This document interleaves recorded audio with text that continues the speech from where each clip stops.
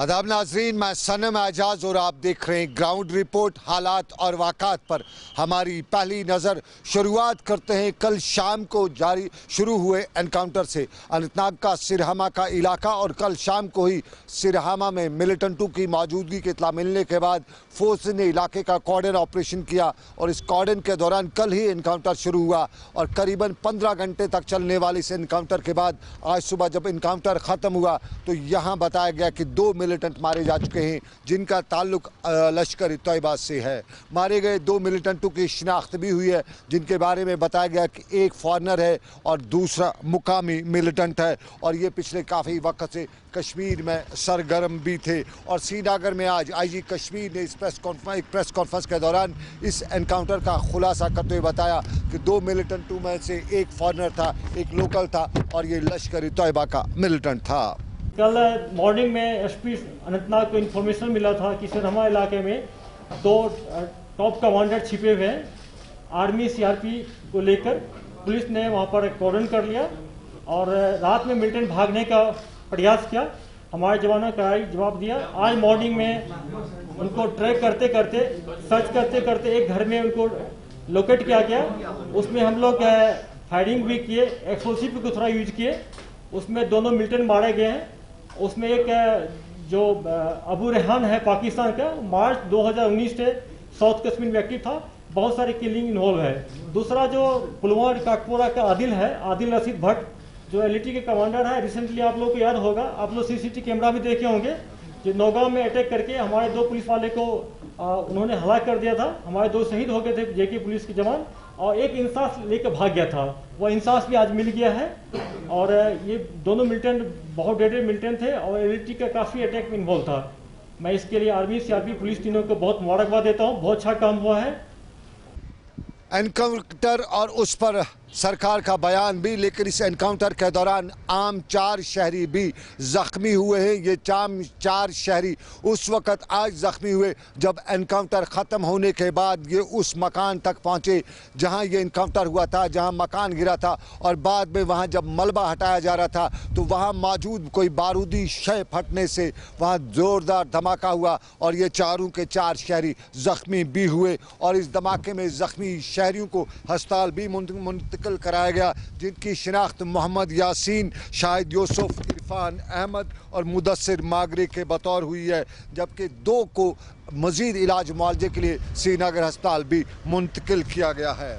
इस दौरान आपको नाज़रीन ये भी बताते चलें, कश्मीर की इसी सूरत में नामालूम बंदूक बरदारों का कहर भी जारी है और कल शाम को नामालूम बंदूक का एक नया कहर उस वक्त देखने को मिला जब श्रीनगर के डाउनटाउन के इलाके में रियासत के एक जाने माने वकील और एक आवाज़ बाबर कादरी को नज़दीक से गोलियां मारकर उस आवाज़ को बंद किया गया, आवाज़ को ख़त्म किया गया। बाबर कादरी की मौत पर जहां कश्मीर के हर तरफ से गम गुस्से की लहर कल से ही देखने को मिल रही है, वहीं आज श्रीनगर में आईजी कश्मीर विजय कुमार से हुई प्रेस कॉन्फ्रेंस के दौरान एक सवाल के जवाब में विजय कुमार ने बताया कि इस मामले की पुलिस तहकीकात कर रही है और इस मामले पर उन्होंने ये भी बताया कि जहां पुलिस बाबर कादरी के मारे जाने के हवाले से तहकीकात कर रही है और वहीं भूपिंदर सिंह जो बीडीसी का मेंबर भी था उसकी हलाकत पर भी पुलिस तहकीकात कर रही है और बहुत जल्द सामने रखा जाएगा। कल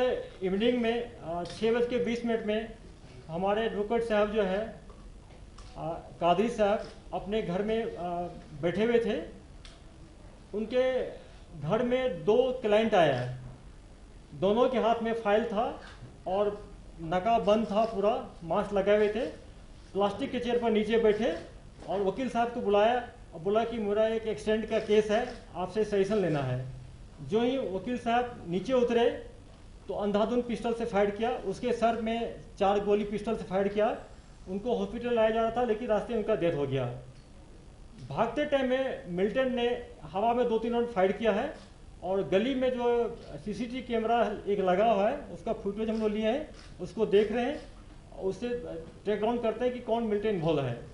आज सुबह मैंने जाके मौके का मुआयना किया, उनके घर भी गए, सीनियर ब्रांच को विजिट किए, एसपी, एसएसपी, एसडीपीओ सारे एसएचओ का मीटिंग लिए और एक एसआईटी बना दिए जिसको हेड कर रहा है एसपी हजरत बल। उसमें एसडीपीओ जडी बल रहेगा, हमारे एक पीसी कार्गो का एक डीएसपी साहब रहेंगे, एसएचओ भी रहेंगे, एक लीगल एक्सपर्ट रहेगा। एसआरटी को आदेश दिया गया है कि जल्दी से जल्दी इसके उसको सॉल्व करें। कौन सा मिलिटेंट, कौन सा आउटफिट मिलिटेंट का इन्वॉल्व है, उसको जल्दी से पता करके उनको हम लोग अरेस्ट करने का पूरा प्रयास करेंगे। अरेस्ट नहीं होगा तो इनकाउंटर में यूटिलाइज करने का प्रयास करेंगे, लेकिन ये केस हमारे लिए टॉप प्रायोरिटी है। दूसरी बात है कि जो लिस्ट आया था TRF की तरफ से, जो ऑनलाइन आया था, उसमें आर्मी के कुछ लोग थे, पुलिस के थे, कुछ एडवोकेट थे, कुछ जर्नलिस्ट थे, कुछ सिविलियन था। उन लोगों को हमारे कंसर्न थाने वालों ने उनसे बात किया, उनको समझा दिया गया कि अगर आपको कोई ऐसी थ्रेट कभी लगता है तो काइंडली मुझे अप्रोच करें, हम लोग प्रिवेंटिव एक्शन लेंगे। उसमें कुछ ऐसे भी नाम है कि जो आज तक नहीं तो किसी का सोच रहा है, नहीं किसी के लिए काम किया है और कहीं उसका लिंक नहीं है, तो उसको हम लोग वेरीफाई कर रहे हैं। जहाँ तक इनका, मैंने बार बार कहा कि इनको थ्रेट था, इसीलिए इनके ब्रदर इन लॉ जो थे हमारे एसटीपी पंथा चौक, उन्होंने खुद जाके उनको समझा भी था कि आप ये घर हवाले मत रहिए, बहुत वहाँ जगह खतरा जैसे खाली है, वहाँ नहीं रहना चाहिए, किसी सेफ एरिया में घर लेकर रहिए। वो बिल्कुल मानने को तैयार नहीं थे पूरा, क्योंकि फैक्ट है हर एक लोग अपना घर पसंद होता है, एंसेस्ट्रल बेस पसंद होता है। लेकिन अगर उनको थ्रेट था, वो बहुत पढ़े लिखे आदमी थे, बुजुर्ग थे, हालात को समझते थे, तो उनको हम लोगों से शेयर करना चाहिए था। अगर शेयर करते तो जरूर हम लोग कुछ से कुछ प्रिवेंटिव एक्शन लेते। श्रीनगर में आईजी कश्मीर विजय कुमार की प्रेस कॉन्फ्रेंस। बाबर कादरी की हलाकत पर बताया कि एसपी हजरत बल की सरबराही में तहकीकाती टीम तश्कील दी गई है, लेकिन नामालूम बंदूक बरदारों या नामालूम बंदूक के इस खेल के पीछे की कहानी ढूंढने के लिए, कहानी समझने के लिए सरकार पर बहुत ज़्यादा दबाव बन रहा है। कश्मीर के शुमाल जनूब में और कश्मीर के हर सोशल मीडिया के पेज पर कल शाम से ही जहाँ गम गुस्से का इजहार किया जा रहा है, वहीं बताया ये भी जा रहा है कि इस मामले की तहकीकात कराई जाएं कि आखिर कश्मीर की आवाज़ों को इस कन्फ्लिक्ट की आड़ में कौन खामोश कर रहा है। कुछ लोग हल्के ये भी बता रहे हैं कि सोशल मीडिया पर पहले किसी शख्स की इमेज को मालगिन किया जाता है, उसकी तशबीह बिगाड़ी जाती है और उसके बाद उसको इन हालात का शिकार बनवाया जाता है। एक खामोश सियासत तो नहीं खेली जा रही है जो कश्मीरियों की आवाज़ को खामोश की जा रही है, कर रहा है, कोशिश कर रहा है। इसके पीछे के महरिकात ढूंढने पर जोर दिया जा रहा था। लेकिन बाबर कादरी की मौत के साथ साथ एक ऐसा वाक़ा भी इन दिनों कश्मीर में ज़ेर बहस है जिसे हम शोपियां के फर्जी इनकाउंटर के जानते हैं, मुबैना फर्जी इनकाउंटर के तौर पे जानते हैं। और इसी मुबैना फर्जी इनकाउंटर के मामले में DNA सैंपल्स की DNA रिपोर्ट का इंतज़ार था और श्रीनगर में आज आईजी कश्मीर विजय कुमार ने प्रेस कॉन्फ्रेंस के दौरान बताया कि सैंपल्स मिल चुके हैं और सैंपल्स मिलाए जा चुके हैं, यानी रिपोर्ट आ चुकी है, वालदेन के साथ उन सैंपल्स का मैच किया जा चुका है और रिपोर्ट मिल गई है, यानी वालदेन के सैंपल्स और उनके सैंपल्स एक हैं। और अब ये साफ हो गया है कि वो फॉरेन मिलिटेंट नहीं हैं बल्कि वो रजौरी के रहने वाले हैं। और अब तहकीकात मजीद का इंतज़ार है कि बाकी क्या हो सकता है। श्रीनगर में आईजी विजय कुमार ने इसकी आज तस्दीक करते हुए बताया कि जो सैंपल्स हैं वो मिल चुके हैं और सैंपल्स मिलाए जा चुके हैं। पॉजिटिव मैचिंग हुई, मैचिंग मतलब ये होता है पॉजिटिव मैचिंग हुई। आगे का जो आर्मी ने खुद कार्रवाई ऑलरेडी कर चुका था, आप लोग के सामने ऑलरेडी शेयर कर दिया है लास्ट वीक में, और पुलिस का जो तफ्तीश की कार्रवाई है उसको हम लोग कर रहे थे और उसको आगे बढ़ाएंगे। अब क्या अभी तक उन तीनों का कोई इन्वॉल्वमेंट आया है? क्योंकि अभी तक उनको सस्पेक्ट ही नहीं देखा जा रहा है, क्योंकि मिलिटेंट से इन्वॉल्वमेंट बोल रही है। मैंने कहा ना कि अभी हम लोग कार्रवाई को तेजी से करना शुरू कर देंगे। शोपियां के मामले में पेशरफ्त हो रही है, फर्जी इनकाउंटर में पेशरफ्त हो रही है, सैंपल वगैरह मिल चुके हैं। परसों फौज ने भी इस बात की तस्दीक की थी कि SOPs को उस इनकाउंटर के दौरान फॉलो नहीं किया गया है। और अब लोग दो चीज़ों का इंतज़ार कर रहे हैं कि आखिर कब ये सब मामला सामने आएगा। अगर ये फर्जी इनकाउंटर था तो वो बंदूकें कहाँ से आई थी जो फ़ौज ने तब दावा किया था कि इस मौके में हथियार भी बरामद किया गया, और फिर उन इमारतों का क्या हुआ जिनका डैमेज किया गया, उन लोगों का क्या होगा जिनका ये नुकसान किया गया फर्जी इनकाउंटर के दौरान, और इन अमवात के सिलसिले में उनका क्या होगा, उन डेड बॉडीज़ को वापस निकाल के कब लवाकीन के हवाले किया जाएगा। लोग इस पे चिमगोइयाँ कर रहे थे, लोग इस पे पूछ रहे हैं, और लोग सोपोर के मामले पर भी, सोपोर के मामले पर जो सोपोर में बताया जाता है कि वो कस्टोडियल किलिंग जो सोपोर की थी अशफाक की, उस हवाले से भी पूछ रहे हैं कि आखिर वहाँ पे इंसाफ कब होगा, क्योंकि 13 तारीख को सोपोर की एडमिनिस्ट्रेशन ने, बारामूला एडमिनिस्ट्रेशन ने बताया था कि तहकीकात की जा रही हैं, एडीसी बारामूला उसकी तहकीकात करें, लेकिन 10 दिन होने के बावजूद भी कोई पेशरफ्त नहीं हो रही है। और आज भी लोग पूछ रहे थे कि इस मामले पे भी कब तहकीकात होंगी। लेकिन और मामलात कश्मीर के सुबह का वक्त शुरुआत गोलीबारी की आवाज़ से या खबर से होता है। और आज सुबह शोपियां कुलगाम के मिनी सेक्रेटेरिएट के बाहर भी सीआरपीएफ की टुकड़ी पर बताया जाता है गोली चलाई गई, और साफ जाहिर है बताया गया कि गोली मिलिटेंटों की तरफ से चलाई गई। ताहम इस गोलीबारी में किसी जानी माली नुकसान की खबर नहीं है। सुबह करीबन 6:15 बजे के करीब शोपियां के मिनी सेक्रेटेरिएट के बाहर तैनात सीआरपीएफ एहलकारों पर गोली चलाई गई, और इस गोली चलाने जाने के वाक़े के बाद फोर्सेस के एडिशनल ट्रूप्स को भी बुलाया गया और पूरे इलाके को बाद में गार्डन किया गया, जहां ये भी बताया जाता है कि इस गोलीबारी के दौरान जवाबी कार्रवाई भी की गई, लेकिन किसी जानी नुकसान की खबर नहीं है। और अब सरकार का एक पहलू बैक टू विलेज पार्ट 3 जिसे कहा जाता है, और सरकार भरपूर कोशिश करी है कि बैक टू विलेज पार्ट 3 के हवाले से सही इकदाम बर वक्त इकदाम उठाए जाएं, और इंतज़ामिया के हर पुर्जे को मुतहरिक भी किया जा चुका है। श्रीनगर में आज LG के मशीद ने भी बैक टू विलेज प्रोग्राम के तहत पंचों और सरपंचों के साथ साथ BDC मेंबरान के साथ मीटिंग्स की, और इन मीटिंगों के दौरान उन्हें ज़मीनी हालात और हक़ाइक़ के हवाले से उनका ताउन भी चाहा। इस मीटिंग के साथ साथ आपको याद दिलाना चाहेंगे, हंदवाड़ा में कल BDC मेंबरान ने बैक टू विलेज पार्ट 3 के हवाले से इस्तीफ़ा भी दिया था। ये इस्तीफ़ा अगरचे सरकारी तौर पे कबूल नहीं किया गया है, ताहम आज हंदवाड़ा इंतज़ामिया ने BDC के इन मेंबरान के साथ एक मीटिंग भी की, और उनका जहां इस्तीफ़ा नामंजूर करने का भी उन्हें बताया गया, वहीं उसके दौरान उन्हें यकीन दिलाया गया कि उनके सभी मुतालबात पर गौर किया जाएगा, मुतालबात को पूरा किया जाएगा, जहाँ जहाँ मुश्किलात होंगी उन्हें दूर भी किया जाएगा। और इंतज़ामिया ने इस मीटिंग के बाद आज मीडिया से भी बात करते हुए यकीन दिलाया कि बैक टू विलेज प्रोग्राम 3 और इस बैक टू विलेज प्रोग्राम 3 के हवाले से सरकार भरपूर इकदाम उठा भी रही है। ज़रूर एक्शन होगा। अगर कोई कोऑपरेट नहीं कर रहा है उनके खिलाफ हम गवर्नमेंट को लिखेंगे। अगर कोई मुलाजिम एरोगेंट है, एरोगेंस दिखा रहा है, तो वो ज़रूर गवर्नमेंट के नोटिस में वो लाएंगे, उनके खिलाफ एक्शन होगी। और पंचायत एक बड़ा इंस्टीट्यूशन है, उनके बड़े पावर्स हैं, वो हमारे दफ्तरों की मतलब वो उनकी देख रेख कर सकते हैं, वो उनसे हिसाब ले सकते हैं, हमारा कहाँ क्या काम हो रहा है, ये उनका हक बनता है। और ये देख लेंगे कि कौन अफसर को क्या काम कर रहा है। अगर कोई अफसर परफॉर्म नहीं कर रहा है तो वो ये हमारी नोटिस में वो लाएंगे, तो हम गवर्नमेंट को लिखेंगे। और बैक टू विलेज पार्ट 3 के साथ साथ आवाम को कई तरह की मुश्किलात हैं, और कश्मीर में मुश्किलात के एक अंबार खड़े हैं। और आपको ये भी बताते चले कि इन्हीं मुश्किलात के बीच में जहां पानी, बिजली, सड़क के मामलात में सरकार को कई महाजों पर परेशान होना पड़ता है, वहीं श्रीनगर में एक नया महाज भी है। इलीगल कंस्ट्रक्शन हर तरफ हो रही है, और इन इलीगल कंस्ट्रक्शन को रुकाने में जब इंतज़ामिया मुतहरिक हो जाती है तो सिफारिशें आज भी आ जाती हैं। माजी में सिफारिशों के हवाले से बताया जाता था कि पॉलिटिकल फिगर जो हैं, पॉलिटिकल जो लोग हैं, वो यहाँ पे सिफारिशें करते हैं, लेकिन आज भी सिफारिशें आती रहती हैं। और इन्हीं सिफारिशों के बीच में आज श्रीनगर म्यूनसिपल कॉरपोरेशन ने श्रीनगर के हकीम बाग, रावलपुरा के इलाके में कुछ इमारतों को, कुछ ढांचों को मिसमार भी किया, इलीगल तौर पर उन्हें कंस्ट्रक्ट किया जा रहा था। और श्रीनगर म्यूनसिपल कॉरपोरेशन की इस कार्रवाई की सराहना भी हो रही है। कश्मीर में और ख़ास तौर पर श्रीनगर में इन दिनों एक नई परेशानी भी है। हर गली नुक्कड़ पे कहीं न कोई न किसी की ज़मीन पे कब्जा कर ही जाता है।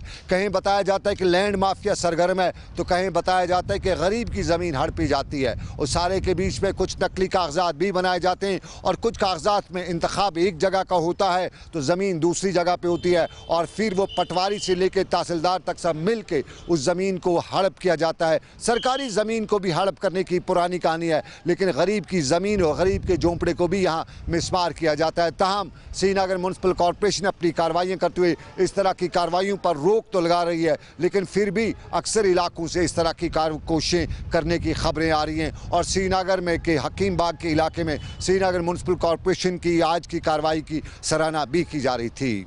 और चलिए कुछ अवामी मामलात भी आपको बताते चले। गांदरबल के मेवा फरोश परेशान है।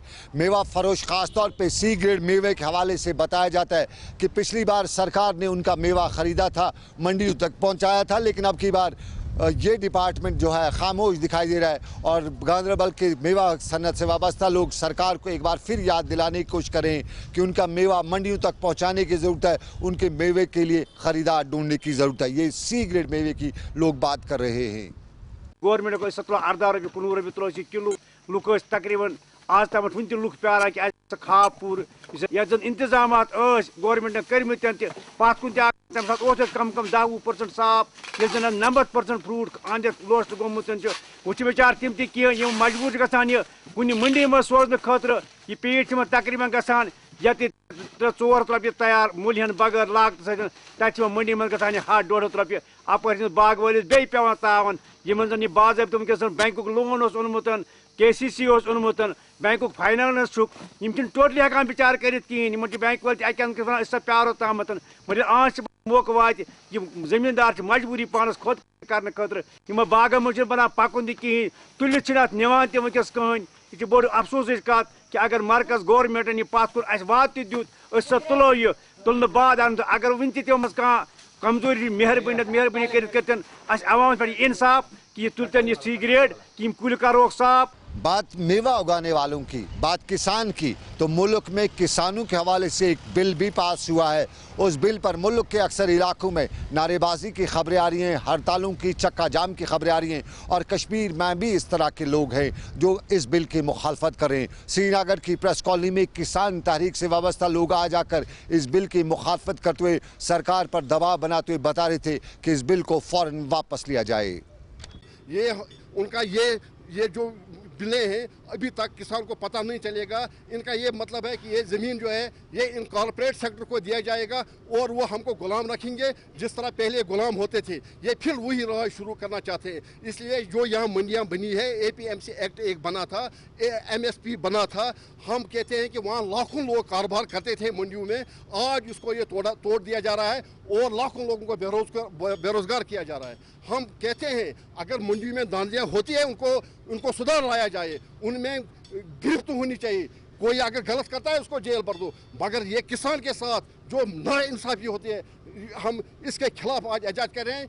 लेकिन त्राल के लोग भी सरकार से मुआवजे की बात कर रहे हैं और त्राल बस स्टैंड से मुनहदम किए गए दुकानदार अब सरकार को बता रहे हैं कि 50 के करीब वो दुकानदार हैं और उन्हें मुआवजे की ज़रूरत है क्योंकि वो बेघर हो चुके हैं, वो काम के बगैर हो चुके हैं, उनकी दुकानें गिराई गई हैं, लेकिन अब उनकी रोजी रोटी का वसीला नहीं किया जा रहा है। 4 मार्च वान थो तुल अड़स मज मिला नोटिस पे कोर SDM सबन ये दोपन दिवो तुम वान तह नाइंसाफी गमुत बनावो तुम वान असल आज गई तन 7 रेत कुन लायक वनकस मजूरी कर पन अयाल पालन पे कर खुदा इंतजाम बैंक कर्ज गवर्नर इंतजामिया कर अपील तम काल सुबह काल हे पगह यी होतस कल कत यी होतस मगर मसलो सोन कहीं हल कर तुंद वसादत कत पकन ब्रो वन हे वो दिमो दमन पोरन पे वान वन हे हाक हेन कुछ खस तोड़ कुछ खस नदल हेन तोड़ टमाटर किलो कुछ नी तोड़ मंजू कुछ नी तस माज कुछ नी तस वन गवर्नमेंटस करो इंसाफ बाकी कहीं। नाजरीन आपको बताते चलें कि बाबर कादरी के कल के मारे जाने के वाक़े में पुलिस ने तहकीकाती कमेटी बिठाई है, लेकिन श्रीनगर में लोग आज इस वाक़े की CBI के ज़रिए इंक्वायरी कराने की मांग कर रहे थे और श्रीनगर की प्रेस कॉलोनी में सिविल सोसाइटी से वाबस्ता लोगों ने CBI से इस वाक़े की तहकीकात का मुतालबा भी किया। बाबर कादरी का जो मौत है वो एक इंतहाई शर्मनाक वाक़या है और मैं इसको मजम्मत करता हूं और मैं चाहता हूं कि CBI की इंक्वायरी हो, इसमें फुल ऑफ CBI की इंक्वायरी हो ताकि पता चले कि बाबर कादरी ने 3 दिन पहले ही उसने अपने फेसबुक लाइव में कहा था कि मैं उस मेरी जान का खतरा है, उसने नाम भी दिया था, उस पर पूरी इंक्वायरी हो जाए ताकि उनको अभी FIR डाल के उनको बंद करना चाहिए उन आदमियों को ताकि वो कोई एविडेंस ना छोड़ दे, उनको फ्लो 4 जेल में डालना चाहिए ताकि इंक्वायरी होनी चाहिए। जो भी आदमी मुलविस पाया गया उसको कड़ी से कड़ी सज़ा मिलनी चाहिए और मैं चाहता हूं कि ये CBI की इंक्वायरी हो इसमें ताकि हमें पता चले। और चलिए नाजरीन, अब ये भी बताते चलें कि कुछ तेज़ हवाएं श्रीनगर में चलना शुरू हो चुकी हैं। ये तेज़ हवाएं लोगों के लिए कभी कभी परेशानी का सबब भी बनती हैं। ख़ासतौर पे जम्मू श्रीनगर कौमी शाहरा पर तेज़ हवाओं के साथ साथ कभी कभी बारिशें लोगों के लिए, इस शाहरा पर सफ़र करने वालों के लिए परेशानी का सबब बनती हैं। लेकिन इस शाहरा पर एक और परेशानी भी है, और ये परेशानी है कि शाहरा पर सफ़र करने के साथ साथ वो लोग इस शाहरा के आस पास रह रहे हैं, उनके लिए परेशानी है। इस शाहरा को फोर लेनिंग का काम शुरू किया जा चुका है। बड़ी मुद्दत हो गई, इंतज़ार कर रहे हैं कि आखिर ये फोर लेनिंग का काम कब मुकम्मल होगा। लेकिन इस फोर लेनिंग के दौरान इस शाहरा के आसपास रह रही बस्तियों में लोगों के मकान ढह रहे हैं, वहाँ बनी दरगाहें ढह रही हैं, वहाँ पहाड़ खिसक रहे हैं और वहाँ के चश्मे खुश्क हो रहे हैं। और ये सब कुछ होते हुए भी लोग परेशान हैं। लोग चाहते हैं कि शाहरा पर काम हो, लेकिन जल्दी ना होने की वजह से लोगों को परेशानी हो रही है। और लोग इस इलाके के जम्मू श्रीनगर कौमी शाहरा पर बानिहाल से लेकर रामबन के जो ख़ास स्ट्रेच है उस पर जो लोग रहते हैं, उनका अक्सर सरकार से मुतालबा होता है कि उनके मुतालबात में यही होता है कि इस शाहरा पर जल्द मुकम्मल काम किया जाए और यहाँ पे हुए नुकसान का मुआवजा दिया जाए। आज भी यही लोग बता रहे थे और आज भी शाहरा के हवाले से लोग यही रो रहे थे। तो देखो आप, मकान जा रहे नीचे, पसी पड़ी हुई है। फोर लेन की वजह से ये हमारे पूरे मकान तहस नहस हो चुके हैं। लेकिन कोई भी एडमिनिस्ट्रेशन से हमें ये कोई भी इंतज़ार से हमें कोई भी सहूलत नहीं मिल रही है। हमें यही गवर्नमेंट से अपील है कि हमारा कुछ तवज्जो लिया जाए और देखा जाए कि हम ये टेंटों में रह रहे हैं बाहर, और बारिशों की वजह से अभी तो बारिशें हुई नहीं है। अगर बारिशें हुई तो ये हमारे मकान तो ये रोड में आधे चली गए हैं, तो आधे जा रहे हैं। अब आधे पूरे दरेलें पड़ी हुई हैं, आप देख सकते हैं। पूरे रास्ता बिल्कुल नहीं है, मकान बिल्कुल जा रहे हैं। की वजह से हुआ, फोर लेन लगी, इतनी ज़बरदस्त कटिंग हुई कि ये इधर इतना पूरा इलाका चल पड़ा है। अब लोग हमें बोल रहे हैं, इधर आते हैं ना, बोलते हैं जी डीसी साहब को एप्लीकेशन दे। एप्लीकेशन तो हमने दी, अगर डीसी साहब पार डिस्ट्रिक्ट से बाहर के बारी को खोलना है खाली, और बाहर इस अशड़ी की तरह नज़र मारनी है, बारी से ही सब कुछ नज़र आ जाएगा। लेकिन मारता नहीं है कोई, अगर कोई नज़र मारे तो सब कुछ नज़र आ जाता है। बात कौमी शाहरा की तो बात मुग़ल शाहरा की भी कर ही लेते हैं। सर्दियों की आमद है और मुग़ल रोड अब ज़्यादा से ज़्यादा मज़ीद 2 माह के लिए खुली रहेगी, उसके बाद बंद हो जाएगी। इंतज़ामिया ने हातम ताई की कब्र पर लात मारकर दो तरफा ट्रैफिक के लिए सड़क को आवाम के लिए खोलने का ऐलान किया है। ताहम फहम फरासत से आ रही ये सरकारी हुक्मनामा इस बात की अमाज़ी करता है कि इंतज़ामिया में कुछ ऐसे अनासिर ज़रूर मौजूद हैं जो लोगों को इज़्ज़त अज़ियत देते हैं और इस अज़ियत में लज़्ज़त भी महसूस करते हैं, और वह अपनी ज़िद्दी नफ्सियाती और हाकिमियत के गरूर में डूबी अना की तस्कीन के लिए कोई भी अवाम दुश्मन फ़ैसला ले सकते हैं। जिसकी ताज़ा मिसाल इंतज़ामिया का वो फ़ैसला है जिसके मुताबिक मुग़ल शाहरा पर मुसाफिरों की आमदरफ्त को सूबाई इंतज़ामिया यानी कमिश्नर श्रीनगर और कमिश्नर जम्मू के पेशगी इजाज़त के साथ मशरूत किया है। जिसका मतलब ये है कि शोपियां से सुरनकोट, पुंछ और राजौरी का 3 घंटे का सफ़र तय करने वाले बदनसीब को पहले या तो श्रीनगर आना होगा या फिर जम्मू जाना होगा, और यहाँ 1 या 2 दिन दफ्तरों के चक्कर लगाने के बाद जब इजाज़तनामा हासिल करेंगे उसके बाद ही वो इस शाहरा पर सफ़र कर सकेंगे। और इस शाहरा पर सफ़र करना यूँ समझ लीजिए कि पुंछ से शोपियां या श्रीनगर आने वाले शख्स को पहले जम्मू जाना होगा, वहाँ से इजाज़तनामा हासिल करना होगा और उसके बाद वो कश्मीर का रुख करेगा। और ये बात रोज़ रोशन की तरह अयान है कि सरकार का मुग़ल रोड पर 2 तरफ़ा आमदरफ्त का इजाज़तनामा का ऐलान महज एक ढकोसला है और एक ही बेरहमाना मजाक भी है जिसको ज़ख्मों पर नमक पाशी के सिवा और कुछ नहीं कहा जा सकता है। और इस ज़िमन में रियासती सरकार, रियासती LG मनोज सिन्हा और चीफ सेक्रेटरी से मुकामी लोगों ने अपील की है कि वो ज़ाती मुदाखलत को से इस हुक्मनामे को मुअत्तल करने का एहतमाम भी करें, और अगर ज़रूरी है इजाज़तनामे की तो मुतलका DC या तहसीलदार ये हुक्मनामा जारी करें। शोपियां से श्रीनगर या शोपियां से पुंछ या पुंछ से कश्मीर आना सफ़र पहले लोगों को मुतलका डिविजनल कमिश्नरों के दफ्तरों जाना पड़ता है और उसके बाद उन्हें कश्मीर श्रीनगर अपने अपने सफ़र पे। लेकिन आपको नाज़रीन बताएं कि सफ़रनामा लेकिन श्रीनगर के सिविल सेक्रेटरीट में भी लोगों को जाने के लिए परेशानी होती है, वहाँ भी इजाज़तनामा लेना पड़ता है। पहले अंदर फ़ोन करना है, किसी दोस्त को करना है, रिश्तेदार को करना है, कोई कंटैक्ट है तो तब अंदर से इजाज़तनामा हासिल करना पड़ता है, तभी अंदर जाना पड़ता है। हमने श्रीनगर के सिविल सेक्रेटरीट का हाल भी कुछ इस तरह देखा। तो चलिए, ये था हमारा आज का ग्राउंड रिपोर्ट। इसके साथ ही मुझे मेरे साथी आबिद कादिर के साथ दीजिए इजाज़त। आप रखिए अपना ख्याल। अल्लाह हाफिज़।